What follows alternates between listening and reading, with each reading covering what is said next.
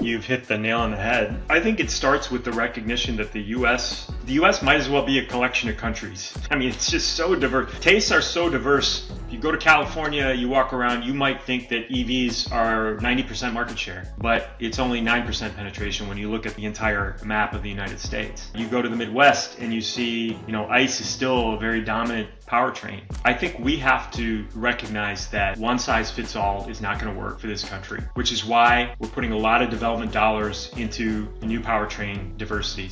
Today, I'm thrilled to sit down with Vinay Shahani, Chief Marketing and Sales Officer at Nissan Infiniti USA. With Nissan constantly making daily headlines, Vinay and his team are already mapping out their ultimate comeback strategy, one with major stakes for dealers and consumers alike. This conversation was packed with the inside scoop on Nissan's path forward, and you don't want to miss it. A big thank you to our sponsors for making today's episode possible: Corpay, CDK Global, and Q Merit. And now, let's get into the show.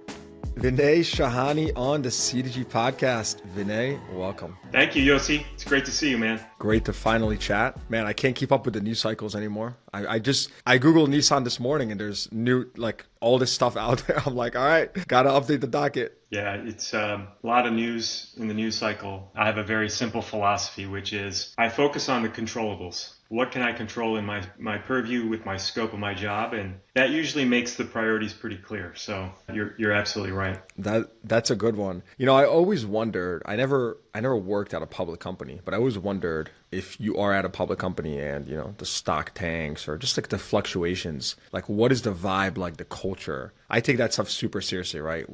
Today we have a small team. In the past, I've had a much bigger team. And it's something that's so out of your control, right? But you wonder, how do people in the company react to these things? And does it monopolize the attention of certain individuals and versus others? So what's your experience with that? Yeah, I think it's highly dependent on the company and the culture in that company. I can tell you with the experience that I've had predominantly with 4 companies in my career, anytime you see news that affects the stock or news that affects the company, I should say is about the company, I think people take it very seriously. I think people have to be focused on, again, what's the line of sight with regards to what we're trying to accomplish. And it's up to leadership to try to filter out the noise and say, okay, yeah, you're reading about this, but your focus, as an example for me, your focus is to figure out how to improve the brand, drive demand, and how do you sell cars. And that's what we need to be focused on. And you got to stay even closer with your key stakeholders in those situations. So as an example, with our National Dealer Advisory Board, we're meeting with them on a more frequent basis than we ever have before. Communication, I think, is super, super important, Yossi. You have to err on the side of over-communication wherever possible. And that means meeting with people face-to-face, doing more Zoom calls, sending videos out to the network,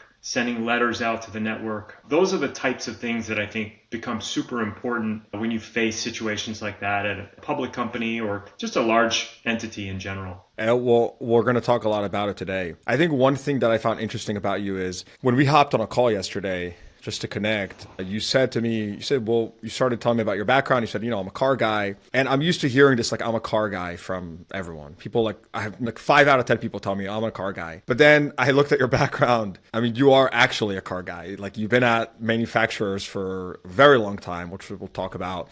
Grew up in Detroit. You were previously a CMO of Lexus. And before that, you had a couple other, you had a couple other gigs, but you also started, which I found interesting, you were an engineer at Nissan's Smyrna plant. Is that right? Yeah, it actually even started before that, Yossi. I like to say I was a car guy from birth. And what I mean by that was, and I'm going way, way back, my dad worked his entire career as a design engineer at Ford Motor Company. And from the age of 4 is when he started taking me to the Detroit Auto Show. I think I've counted I'm 50 years old. I've been to probably 41 Detroit Auto Shows in my life. And I can tell you, if you were to ask my dad what was the clear interest that I had when I was a 4-year-old, he would say cars. I knew everything about cars. I read every buff book there was. I knew by the time I made it to middle school, junior high, that I wanted to be in the car business. I originally thought I was going to be a car designer, but I have zero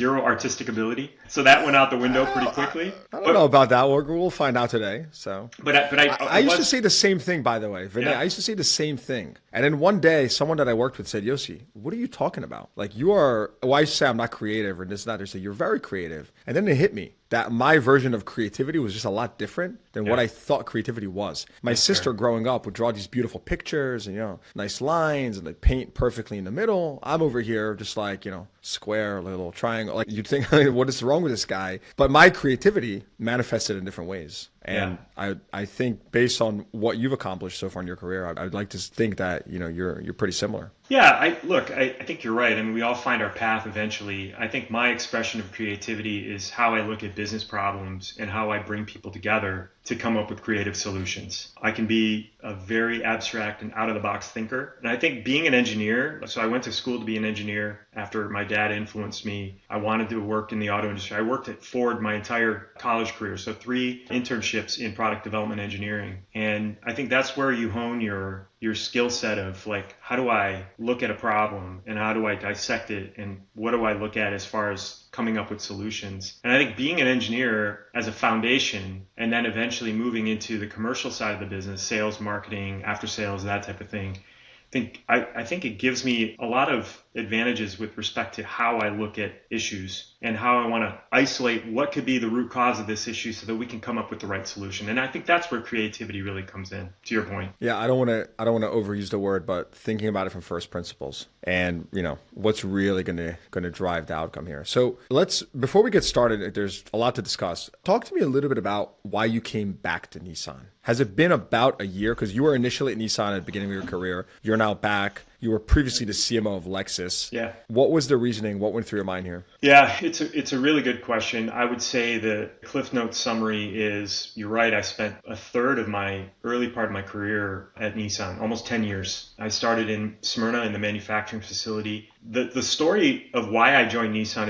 is I think pertinent to why I came back. So I'm going to tell the story really quickly. I was in grad school. I worked after college for 5 years and I went back to school full time to get my MBA. The company that I was working for sponsored me to go back to school full time. And while I was in school, the CEO of Nissan came to speak about the Nissan turnaround. This was in 2001 timeframe. And I don't know if you remember, but you may be too young to remember, but back then, Nissan was on the brink of bankruptcy. Renault came in with a very strategic investment in the company. And Carlos Ghosn, who was the CEO at the time, orchestrated one of the most significant turnarounds of, in the automotive industry, bar none. And he came to my class, my MBA class, and spoke to the class about how he orchestrated that turnaround. And again, as a car guy, I was fascinated with the storyline of how he reinvigorated product development, came up with ways to separate the design function from the engineering function to really come up with great cars, resurrected that underdog spirit of the brand. There was a little bit of an attitude for Nissan back then. It was irreverent, it was cool, edgy, fun, but the foundation was high quality vehicles. And I was like,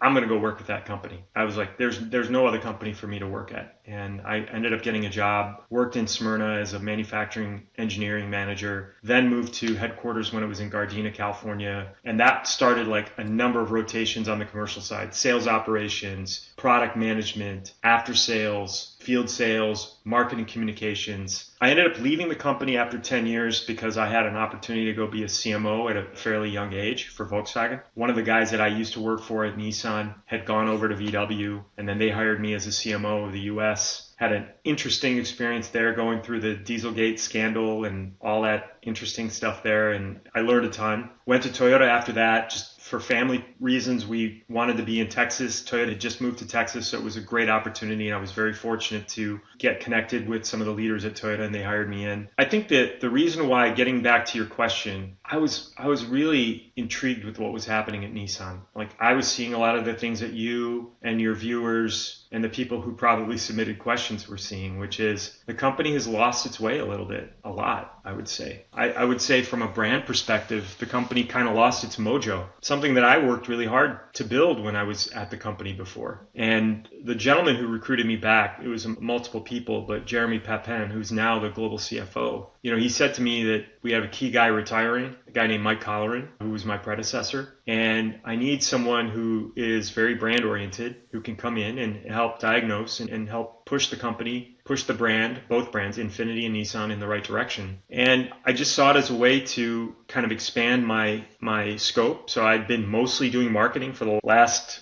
8 to 10 years. This was bigger scopes. It was sales, it was marketing, it was after sales, dealer network development. So a much larger scope for two brands, Nissan and Infiniti. And I just felt, I felt that attraction to the brand that I used to have back when I first heard Ghosn speak about Nissan. And I just felt compelled to come back. I'd stayed in touch with many dealers over time. They used to call me and say, hey, this is what's happening. And, we would talk. And I felt there was this desire inside me to come back and see how I could help. And that's ultimately what brought me back. I think there's a lot of enthusiasm initially that you're coming from Toyota, and Toyota has a phenomenal reputation with dealers. I'm curious, what are some key values or learnings that you've brought from Toyota to Nissan? And you haven't been back with Nissan for that long yet, so I'd like to think that it's going to take time for, more cultural changes to really impact the company over the coming years. But are there some key cultural values or learnings that you brought over with you from Toyota that worked so well that you're trying to instill with the Nissan? Yeah, I would, first of all, I really appreciate you asking that question.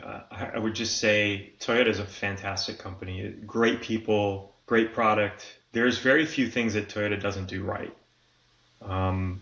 I think one of the things that I learned was at the foundation was the relationship with the dealer and the recognition that any car company, I don't care what car company it is, you can think that what you do in, let's say, national marketing is how you shape the brand. And I would say that's partially right at best. And the reason I say that, Yossi, is because the brand ultimately is brought to life by the dealer. The dealer is the face of the brand to the consumer. And I think that was something that, always came very naturally to me. Like even when I was in the field in Nissan, I was the area general manager, as an example, for a group of 70 dealers in Texas, Oklahoma, Arkansas, and Louisiana. This was one of the early assignments in my career. And that's how I chose to manage my dealer group, which is always accessible, always looking to how can we help improve the conditions so that the dealers can run after the opportunity. And I think that's why, that philosophy at Toyota worked very well for me, because that's how I already carried myself. Now, coming back to Nissan, I will readily admit to you that we've got a lot of opportunity to do better in terms of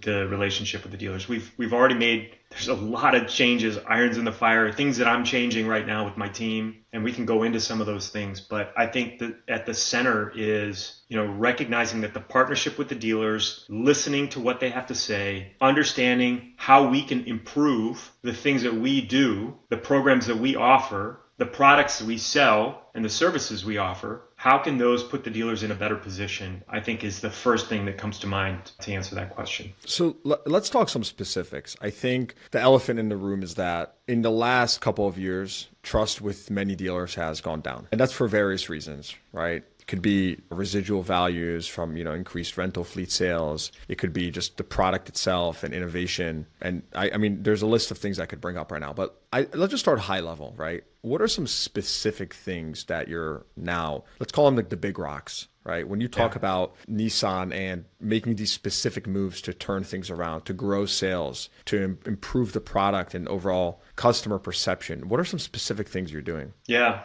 Really good question. I would frame the big rocks. There's probably 6 big rocks. The first of which is, and it took me a little bit of time since I've come back, but I had to build my own team and have a group of people that I could trust with bringing my vision to life and bringing, my approach to how we're going to build the brand to life. We've brought Allison Witherspoon back from Japan. She's now the CMO for Nissan. Jeff Pope is a guy who I brought in to lead product marketing and marketing operations, so like incentives and pricing strategy. A guy named Steve Millette was the president of Nissan Canada. We brought him down to run dealer network development. And then in addition to people that had been in place that I've known for a long time, Judy Wheeler running sales, Craig Key's running Infiniti, Kim Less, who runs after sales. So I feel really good about the team that I have. And then above me, I would say Christian Meunier coming back is a huge, huge win for the company. He used to be my boss 20 years ago when I was a product marketing manager. Now he's back. He's my boss. He's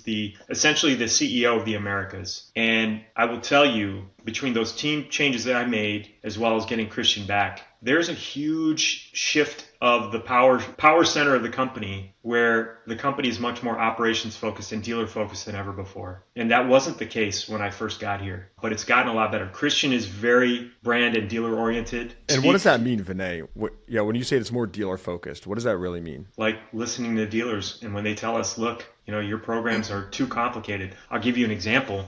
Which I did hear that. I read it in the NADA survey earlier this year. Verbatim comments. I read every single one of them. And the dealers are like, you guys are too freaking complicated. You have too many damn programs. And I felt that. But what we did was we went line by line on all the programs that we offered to our dealers. And we spent a full day with the National Dealer Advisory Board. And we covered every single program. And we said, okay, through the lens of the following priorities. Number 1, does it help sell cars? Number 2, does it help drive return on sales for dealer? And number 3, does it help take care of the guest? And if it doesn't do at least one of those 3 things, then we need to kill the program. And it was a very effective and efficient day, because the dealers were, and when I say the dealers, I'm talking about the National Dealer Council. There's 16 dealers that are kind of representatives of the dealer constituencies around the country. And I would say 50% of those programs, of which there were, again, 60 plus that we reviewed, 50% of them we simplified greatly or eliminated. The rest they felt were good programs. And I'll give you some examples of things that we killed. We were doing this thing called the second delivery. What is a second delivery? Well, some of our cars have more and more technology than they've ever had before, right? There's Google Automotive embedded in the vehicle. There's a round view monitor. There's Nissan connected services where you need a login and all this stuff. And a lot of times when you're doing a deal, customers already spent a couple hours in the dealership. They don't want to spend the time to learn about the technology. They want to go. So Nissan said, well, why don't we create a second delivery program where we can send a representative to the customer's home or wherever they want to meet and work, and you continue the delivery and you explain all these features and technologies. And we're spending a lot of money on this program. And the dealers were like, look at this. We're like screaming for more sales, and you're focused on something that's a nice to have. Stop doing that. Take those resources and put them towards something more effective. So we killed the program. We were doing a lot of trips, a lot of incentive trips. And this is a common thing in the industry, right? You put a big goal out there and you tell dealers to run after it. Well, we had probably 13 or 14 trips that we were offering. And the dealers are like, you don't need to take dealer personnel out of the stores for this much of time. And why are you offering a certified pre-owned trip? Why are you offering a sales consultant trip? Keep a couple of the important ones, but kill the rest. Owner Loyalty Summit. This is another thing we were doing. We were taking dealership owner loyalty managers out of the stores for 3 days, educating them on strategies for owner loyalty. And the dealers were like, again, this is a nice to have. The best way to optimize loyalty is create the right product with the right features, make sure the residual values are back into the lease. So I hope those are specific examples of the types of things that we're doing when I say we're more brand and dealer oriented than ever before, especially with some of these key people that have joined the leadership ranks. This episode is brought to you by Corpay. Hey dealers, is your back office stuck in first gear while your sales team is flooring it? Corpay makes paying vendors easier than ever, automating AP so you can ditch paper checks, cut fraud risks, and even earn cash rebates. That means more control, less busy work, and money back in your pocket. Sounds pretty good, right? Whether you're running one rooftop or a full-fledged dealer group, Corpay has got you covered. Get the inside scoop on smarter dealership payments at corpay.com or click the link in the show notes below. Yeah, I think I'm listening to you speak, and I'm sort of bucketing your levers in like 4 buckets, right? I have PVR, just SG&A, let's just call it overhead. I have customer experience, and I have product quality. And so I think from what I heard there, that I would say primarily would impact things like SG&A, customer experience. We'll talk more about product quality as well. How would you address PVR, profit per vehicle retailed, with your dealers today? I think that's a big challenge for dealers, right? It's actually making money on these vehicles we're selling. And it's a function of supply. I would say that a very large dealer that submitted questions specifically had concerns about the dealer count. But let's pause on that question for a second. Let's just start when you think about PVR. And I do realize that, the profit you make on a car, it's an output of many different things. And it starts with, the product itself and consumer demand. I mean, it's the value chain is not like that simple, but what's your just general thoughts on that and improving that? I think it's spot on as far as an observation is concerned. It's something we've devoted a lot of time to with the dealers. It's about making sure that we have the right incentive programs that can drive throughput, profitable throughput. I think, and that's, we've spent a lot of time with the National Dealer Council, like really jointly coming up with programs to drive sales, whether it's a dealer volume bonus that we have. The dealer council asked us to put a dealer volume bonus, and I said, okay, when do we want to do this? How do we want to execute? We want to be simple. Everything has to count in this dealer volume bonus. And we listen and we put something like that in market. That's one example. I think the product and the way that we put the product together in terms of buildable combinations, in terms of the grade walk, has been rife with opportunity for us. And we've spent a lot of times with the dealers looking at, for every buildable combination, what's the wholesale to retail turn rate? And a lot of times, I think in the past, we were beholden to other stakeholders in the company who were saying, okay, well, you make more money on a platinum grade, so let's build a certain percentage of these cars and less of, let's say, the S grade or the SV grade. Well, ultimately, you're at the mercy of actually how consumers react to how you package these vehicles. And fortunately, with Christian's leadership and me coming in, we're saying, look, I'm going to build the cars that are moving. So as an example, we sat down with the dealers and we said, for the month of April and May for our production, we've killed a bunch of the high wholesale to retail turn rate cars. We're focusing only on the ones that are moving quickly, the SV grade. That directly improves throughput. That directly improves profitability because you're not sitting on cars for much longer. We had that problem. When our inventory is coming down, we've had a day supply problem. But I think our day supply problem, again, this is on me and my team, but we're building the wrong products. And I would just simply say car flow is the way we say it internally. It's projecting the right mix. How do we build it and how do we ship it and where we ship it in the country is something that we've improved dramatically on in the last couple of months. And I think that's going to have a huge impact on PVR. Obviously, price positioning is another thing. I think realistically understanding, like through the lens of our brand and where we are today, are we priced right? And I would tell you that I think on a lot of vehicles, we have not priced them correctly. For whatever reason, financial pressures, people in the company who have planning responsibilities who say, oh, it should be priced at this level. No, I would say you have to recognize where your brand strength is. I'll be the first to admit, having come into this company, I think our products are awesome. They're really, really good products. We don't get enough credit for a lot of these products because the brand strength isn't there. So my immediate thing is, how do I get the product, which is here? How do I get the brand strength, which is here? How do I get it up to the level of the product or higher? And I think making these changes in the grade walk, really simplifying the product offering. We're looking at the next generation Rogue, and there's certain grades. We have 5 grades of vehicles. We don't need 5 grades of Rogue. We need a good, better, best strategy. And that's something that Jeff Pope and his team are working on right now to say, how do we simplify the product lineup so that we're optimizing for throughput? Let's talk more about product mix. You brought it up, and I think it's an important conversation. Today you are offering gas, hybrids, and EVs. But how do you see this lineup evolving, and specifically the mix? Yeah, so just to be fully clear, we don't have any hybrids in the lineup today. So all we have is gas and EV. And I think that's a little bit of a problem for us today because,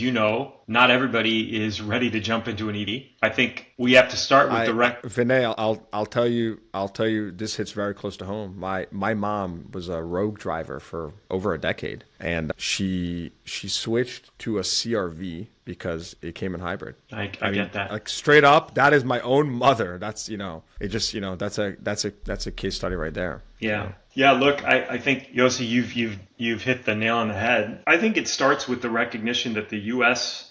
might as well be a collection of countries. I mean, it's just so diverse. Tastes are so diverse.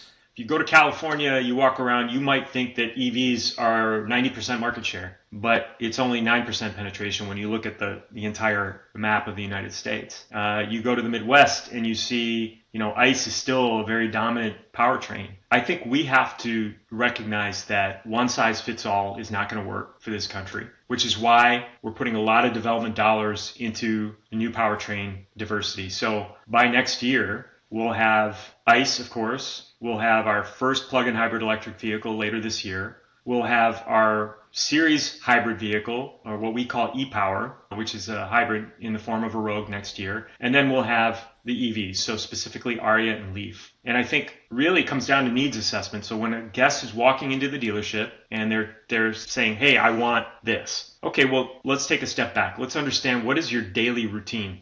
What kind of commute do you have? You know, if your commute is, let's say, 40 miles or less, maybe a plug-in hybrid electric vehicle is the right thing for you, because you have 40 miles of all-electric range that comes in that battery, and then you have the safety net of an efficient gas engine to take you further for those 4 times per year that you're going to drive 150 miles. And I think that's where we're trying to go, is we want to be like the department store offering where you have multiple powertrains to offer people like your mom or whomever that have different needs. And that product is I wish it was here today, Yossi. It's not. It takes time. The product development cycle is just that way. But by the end of this year, we'll have a plug-in hybrid, and then next year it expands even more.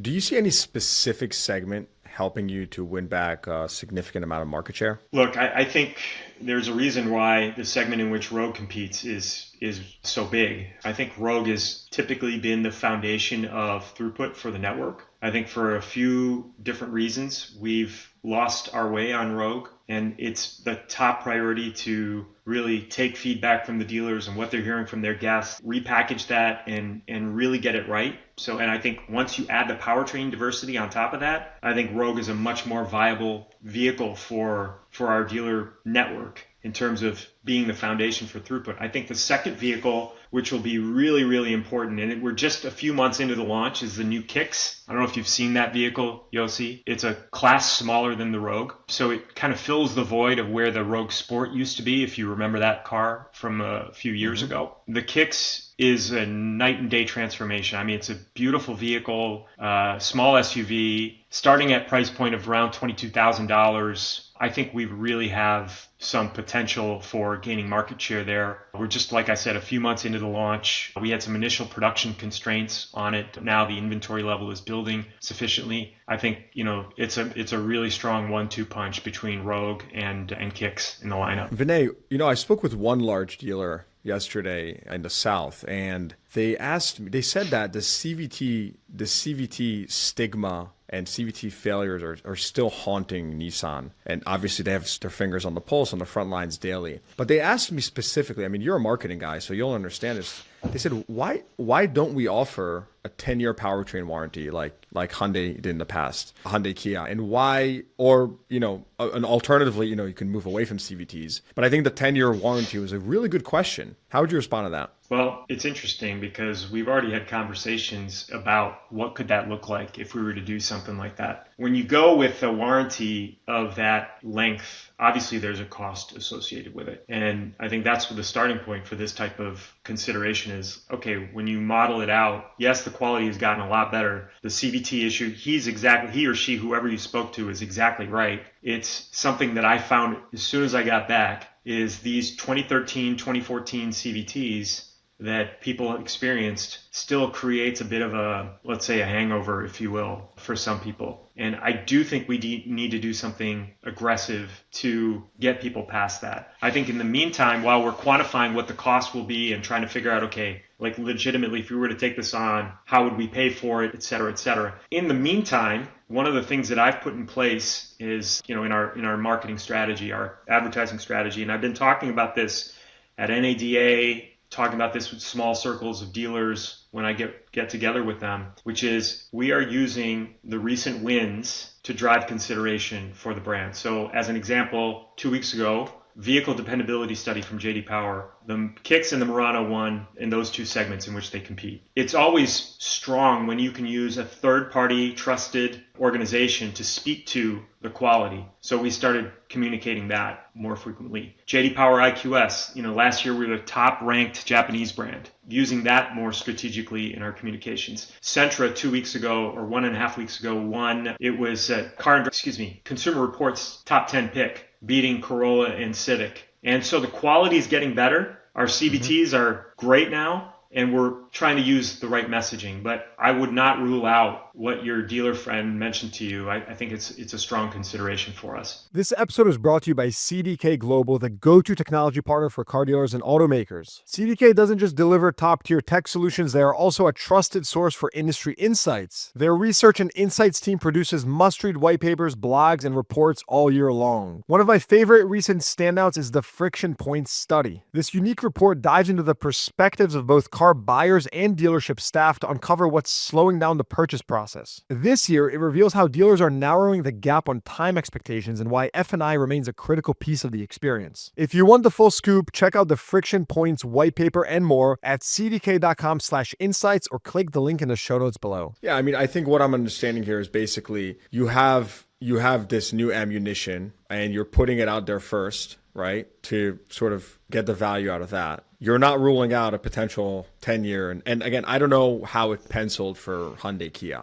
I wasn't there. I didn't see the math. It's a good case study. I mean, I've in my history, in my work history, I've rolled out a comprehensive bumper-to-bumper warranty before at another brand, and it was an interesting learning. They ended up not sticking with it for whatever reason, but there's a residual bump that comes with doing that, because especially if it's transferable. I mean, it makes total sense, right? The next owner can get the benefit of an extended warranty. So that's one way you can pay for it, is because the residual value is going to be higher. So your cost on leasing is going to be less. So there's creative ways, going back to our earlier conversation about creativity, of how you can pay for stuff like that. Again, I'm not committing that we're going to do it, but we're looking at it because I think it's worthwhile to study. That's good. Sure, that's refreshing for many people to hear. I want to go back to I mentioned this earlier, but just like dealer count. So correct me if I'm wrong. I didn't verify this. I couldn't find quite the source, but one dealer mentioned to me that he said the current dealer network was built for 8% market share, which clearly Nissan doesn't have today, but it was never adjusted. And he believes that Nissan is over-dealered. There's simply too many dealers out there for too little demand. Yeah. Have you had conversations about this? What's your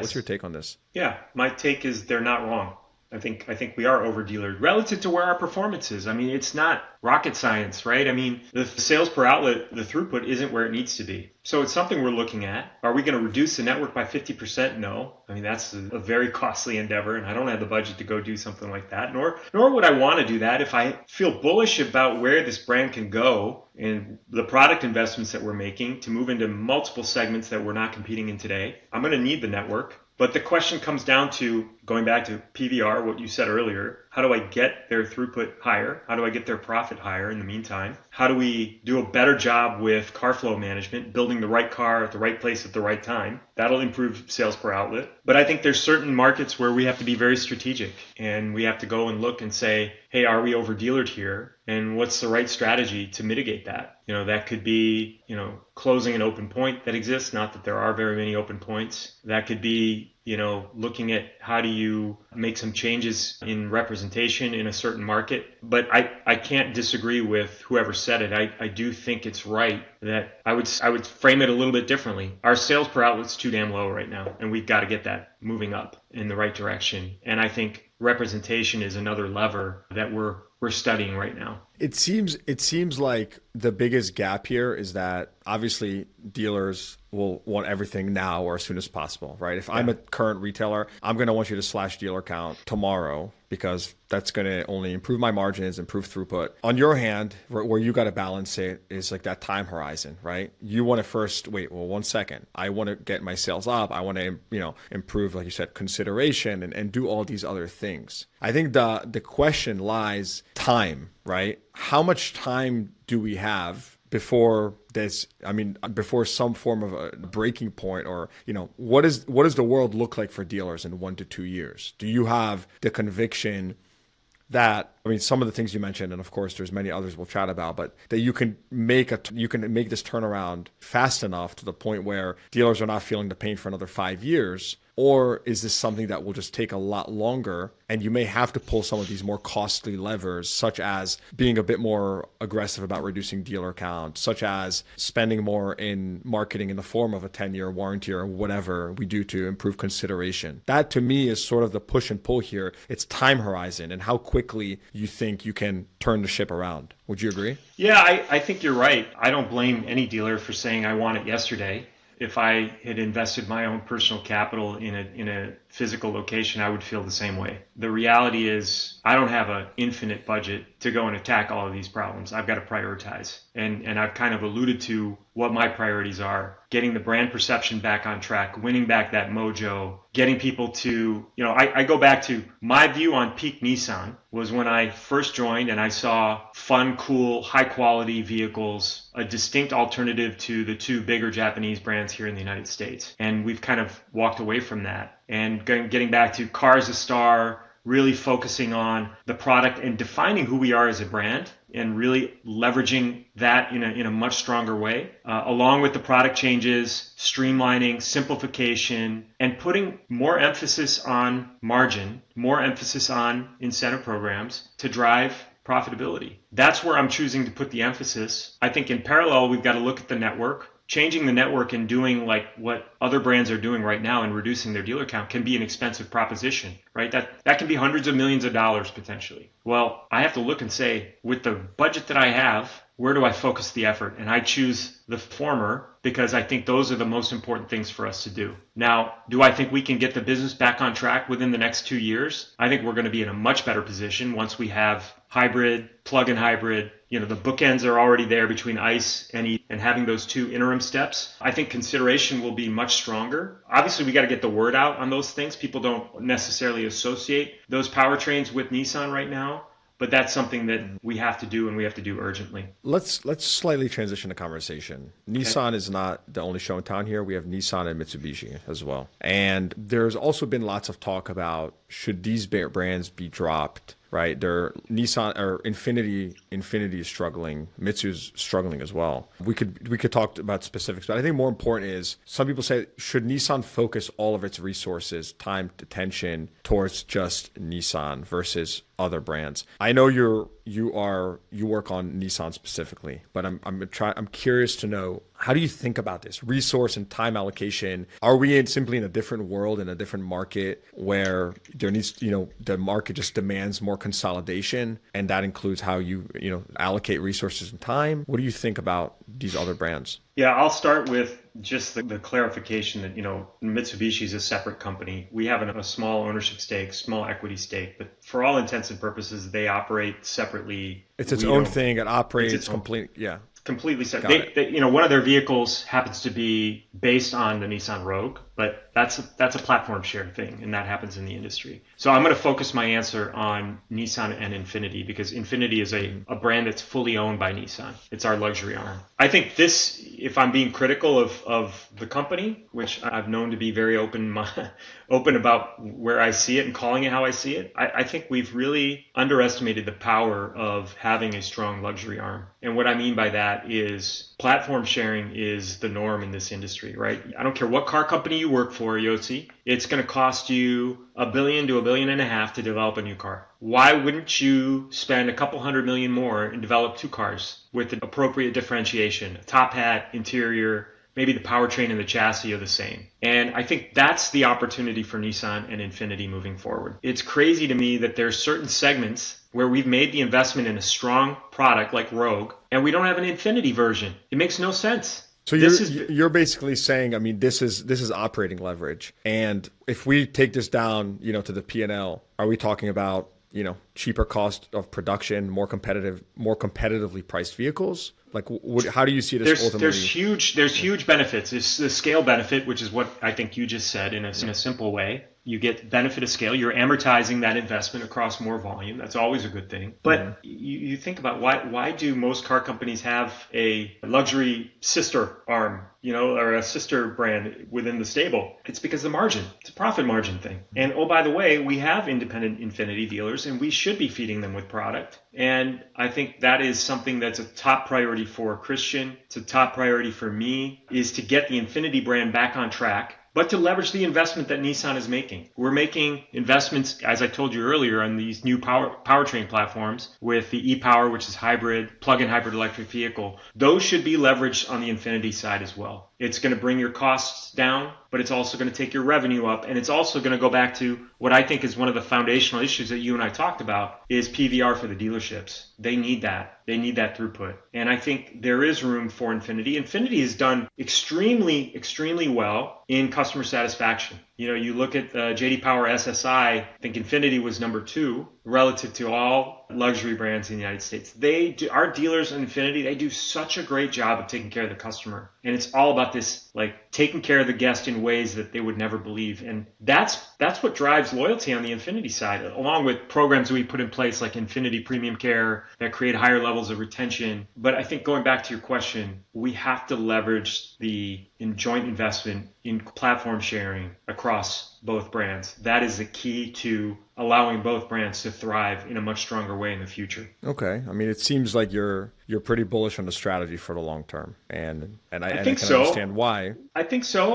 Look, I mean, part of it has to be me being the evangelist and getting out there and getting people fired up, both on the dealer side as well as internally. I think there's certain models that we walked away from years ago that and so I have a peer in my organization, a guy named Pons. He's my counterpart. He's responsible for product. I'm like an ankle biter with him. Like I'm reminding him every day, hey, dude, bring back the Xterra, bring back the Maxima. These were iconic nameplates that I think still, you know, when I go out in social media, and I'm very active in social media, I read what people say about the brand. I join owner forums, like it's a sport for me. I join every owner forum I can to hear what people are saying about the brand. And I hear about a lot of things, a lot of complaints. But the positive that I hear a lot is, why hasn't Nissan brought back the Xterra? And I think you could probably look around and you see certain competitors, Land Rover Defender, you see what, you know, Rivian has done with these boxy, brawny SUVs, of course, Land Cruiser, Lexus GX, the list goes on and on and on. Xterra was one of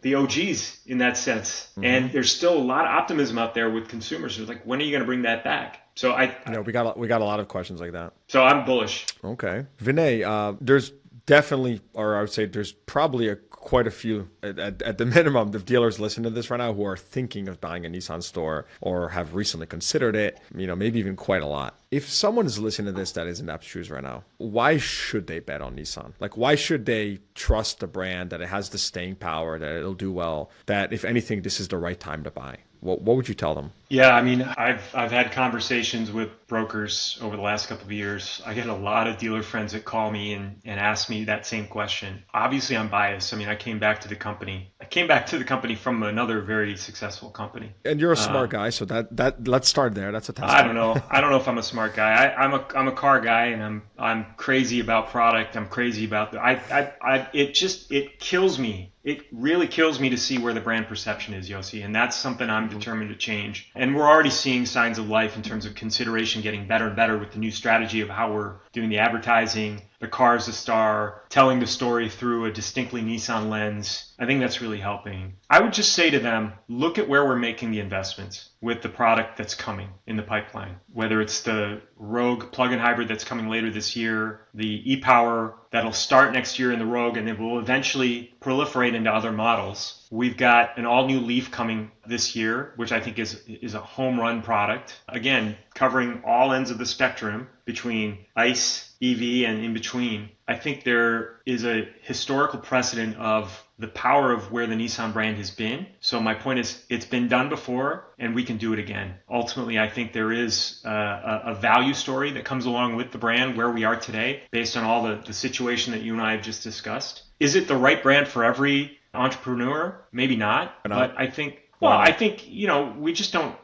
have the scale that a lot of the other brands have, but we're working on that. And that's where I think eventually, once we do have these new products and we're able to platform share, we can get the scale to where it needs to be. But I think the price points of these dealerships, from what I'm seeing, seem like a pretty good deal. And I think there's a lot of optimism for that reason. This episode is brought to you by Q-Merit. Selling EVs can have a lot of friction points, but home charging installation shouldn't be one of them. That's why dealers and automakers trust Q-Merit, the go-to expert for home charging installations. Q-Merit helps EV buyers get set up with the latest charging solutions, making your EV sales easier and the customer experience seamless. So dealers, if you want to boost your sales on EVs, join Q-Merit's dealership partner program and start earning referral incentives on every single installation. Stop losing sales to charging anxiety. Next time a customer asks about home charging, just say, I got a guy for that. Visit qmerit.com/car guy. That's QMERIT.com/car guy to learn more, or click the link in the show notes below. What do you see as the biggest challenges over the next year? And you're working on a lot right now, and you're going to accomplish a lot, and you're changing programs, and you're revamping product. But what are the challenges in front of you? I think one of the things that we haven't talked about is the stuff that's happening in Japan right now. When I got here, I think one of the things that, and I've been very transparent with my dealer partners about this, I came from a very autonomous organization to a company, Nissan, that was very mired in bureaucracy. You had processes that required approvals from Japan on things where I was like, you got to be kidding me. Like, why would they even care to weigh in on some of these decisions? Like sending an ad over to Japan for approval. Like, what's somebody sitting on the other side of the ocean going to tell me, a guy who's grown up here, who's dedicated his entire career to automotive, industry? It makes no sense. So the good news is we've broken a lot of those processes. We've gotten rid of a lot of governance. Like, I have very few meetings with Japan at night anymore for all the right reasons. So I think I'm cautiously optimistic that that's going to stay this way, especially, as I mentioned, having a boss like Christian here, and he and I we're very aligned in our view on where this brand needs to go, but more importantly, the autonomy that we need here in the US to make the decisions that are going to allow us to drive the business in the right direction. So I'm saying that I think it's going to move in the right direction, but I think I got to see a few months of operating this way before I can feel like, okay, we're in the clear. But I feel pretty good about it overall. I think we've got to get through all this noise. I mean, I know this Honda thing is on again, off again. I'm not part of the negotiations at all. I'm worried strictly and working fully focused on the U.S. market and selling the cars that we have, building the brand the way I need to build the brand. Would it help to have a partner? Yes. Going back to access to technology, access to scale. Do we absolutely need it? I'm not so sure. I think it would help, but I'm not so sure that we need it. And obviously we need to stand on our own 2 feet as a company anyway. And that's where I'm focused, is getting that operational excellence back for the company. So those are the couple of things that come to mind when you ask me that question. Yeah. The one thing I'm surprised you didn't even mention was just the macro, like tariffs and stuff like that. I mean, that's changing. It feels like almost daily. Yeah, man. Look, I mean, the tariffs have the potential to really change the business landscape. Look, misery loves company. So every car company sources parts from Mexico. So there's a certain part of the industry that's all going to be affected. Now, we do build a few cars in Mexico, and we're going to have to wait and see with the ruling and where it goes. It's just no sense in me speculating. And again, if I did, I'm probably going to be wrong anyway, because it changes every day. Yeah. So I could worry about. How's that line go? Yeah. No, how's that line? It's like a smart person or I forget exactly how it goes. Like, a smart person can possibly tell you what's going on now. No one can tell you what's going on in the future. I mean, there's been a few instances where we we understand it, and then literally it changes a couple hours later. So yeah. I wasn't trying to avoid the topic of tariffs. I know it's on everyone's mind, and I saw a couple of people write about that on your LinkedIn page. So look, tariffs are, it can be a big impact for us, but we just got to wait and see what happens, and we'll deal with it as we learn more. Before we're getting close to wrapping up, let's do a little personal section. It'll be fun. Yeah, man.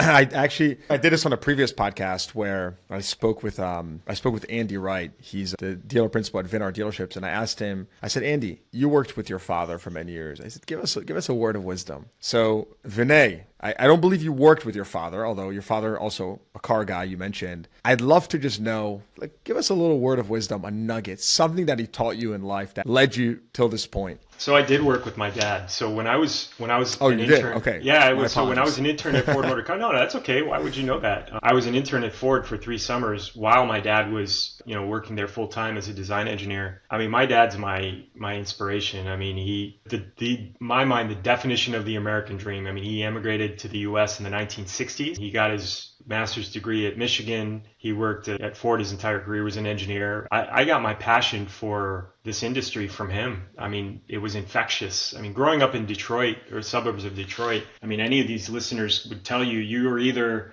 a Ford family, a General Motors family, or a Chrysler family. You were one of the three. And wow. I was a Ford guy for, the first 22 years of my life. Ford put the clothes on my back. I was a Mustang guy. For me, like, being a product enthusiast was a huge advantage. Maybe sometimes it was a little bit of a disadvantage because I'm too opinionated when it comes to product, but I always had a point of view. That makes one of us. Yeah, exactly. I'm like the complete opposite. I'm the complete, yeah. Look, it's just, and I guess the simplistic way of answering the question is my dad said, make sure you have a really strong opinion and don't ever be afraid to voice it. And sometimes, Yossi, it's hard to sit in a room and be the guy that disagrees with everyone. But sometimes you got to have the courage to step up and say, I don't agree. This is the wrong direction. And this is what I think we should do. And here's why. And you got to be prepared to jump in with that point of view. And I tell my team all the time, if you think I'm saying something wrong, it's your responsibility to tell me. And don't ever be afraid to tell me, but I want to hear your opinion. And I think as a leader, that's part of my job, is to allow some of those voices at the table who may not be saying much, but calling them out and saying, hey, you're quiet. Why don't you tell me what you think? That was something I learned from my dad. Well said. I definitely feel that, just having listened to you speak, and I've done a lot of these conversations, and I've done quite a few with corporate leaders. And I would say there's different types of conversations you have. Some people speak in these like really kind of fuzzy platitudes that, don't mean much, and they don't, they're not that well received either. People don't want that. People want to really get specifics, understandably. So as we wrap up, I'd love to just ask you, give us just like your final message here to the thousands listening, to dealers. There's lots of dealers tuning in. There's OEMs, there's, industry vendors. What is your message to the industry? How would you wrap this up? Yeah, I would say first and foremost, if I'm going to prioritize a stakeholder group, it's going to be the dealers. I think the Nissan dealers and Infiniti dealers together, we need to do better by them. And I think if there's one thing I'm very proud of, is in the last year, the improvement in the relationship, especially with respect to how we listen to the dealers. We're meeting with them on a very frequent basis. We're soliciting ideas. And I think if you were to go and talk to, a guy like Mike Rezzi or Scott Smith, who are the president and vice president of the dealer council, they would tell you that we're doing that. We're listening and we're reacting and we're sharing information very, very transparently with our dealer body. Is it completely where it needs to be? Probably not. But I'm not going to be the guy that makes perfection the enemy of the good, right? I'm not going to run out with a perfect solution every single time. We're going to make some mistakes along the way, but it's all for moving the brand in the right direction. And I'm sincere when I say that I believe this brand is going to grow profitably for our dealers as well as for us. And I just ask for patience because we're working, as I mentioned to you, there's so many irons in the fire right now. We're changing so many things simultaneously, but ultimately I'm optimistic that we can make a difference together. We win together. All right, everyone. So sales are going to double tomorrow. Profits are going to quadruple, and dealer count's going to get slashed by 30%. There you have it. That's a wrap. Thanks, Yossi. Vinay Shahani, thanks so much for coming on. Dude, this was awesome. I'm already looking forward to having an opportunity to do this again in a year and talk about the results and all the progress that was made. So I think that would be a ton of fun. Okay, that sounds good. Yeah, thank you for the time. I appreciate it. Thanks, Vinay. All right. Hope you enjoyed that episode. Please give the podcast a rating, consider subscribing to the show, and check the show notes for links to what we talked about. Thanks for tuning in. I'll see you guys next time.